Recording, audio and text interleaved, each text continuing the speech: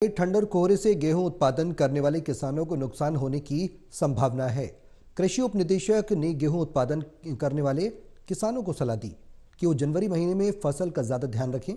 गेहूं पर पीला रतुआ रोग आने पर जिंक सल्फेट और यूरिया के घोल का छिड़काव जरूर करें।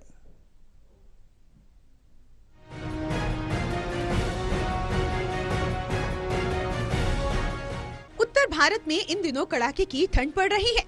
अधिकतम ठंड से जहां जीवन अस्त व्यस्त हो गया है, तो वहीं कोहरे और ठंड ने अब किसानों की चिंता को भी बढ़ा दिया है।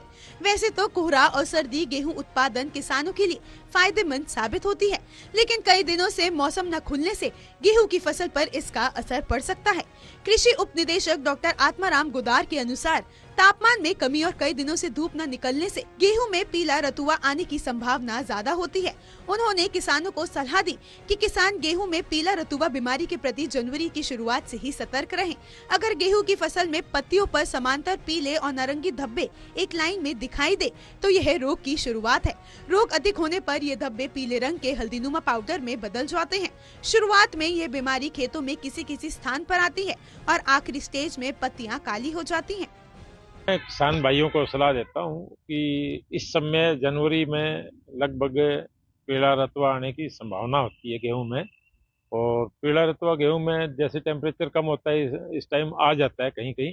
और इसकी खास करके लक्षण ये है कि पौधे के पत्तों पे पीले नारंगी रंग के धब्बे बनेंगे और कुछ 6-7 दिन के बाद में वो एक पाउडर का रूप ले लेते हैं और उससे गेहूं का नुकसान हो जाता है।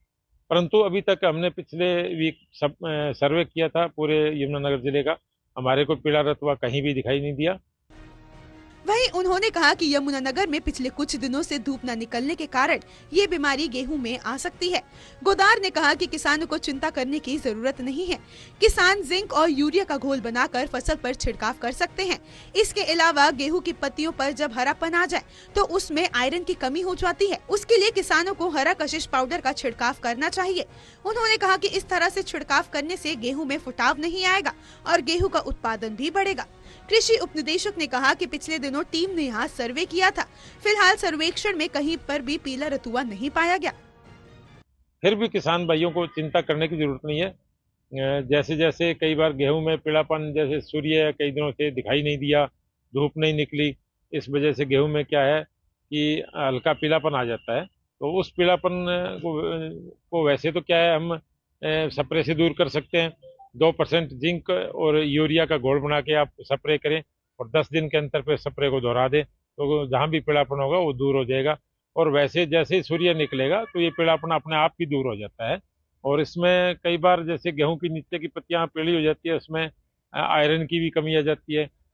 आयरन सल्फेट जो हमारा है उसकी कमी आ जाती है। तो बाजार में हरा कशिश नाम का एक पाउडर आता है जिसमें आयरन सल्फेट होता है, उसका भी 1% घोल बना के आप स्प्रे कर सकते हैं और 15 दिन के अंतर पे स्प्रे को दोहरा दे तो कहीं भी गेहूं में पीलापन नहीं आएगा और गेहूं का फुटाव भी अच्छा होगा और आपका उत्पादन भी बढ़ जाएगा। वहीं कृषि उप निदेशक ने कहा कि गेहूं की फसल के लिए ठंड का मौसम अच्छा होता है। जितना अधिक ठंड और कोहरा पड़ेगा गेहूं का उत्पादन उतना अच्छा होगा, लेकिन मौसम न खुलने और धूप न निकलने से फसल में इस तरह का रोग आ जाता है। यमुनानगर से राहुल सहेजवानी की रिपोर्ट।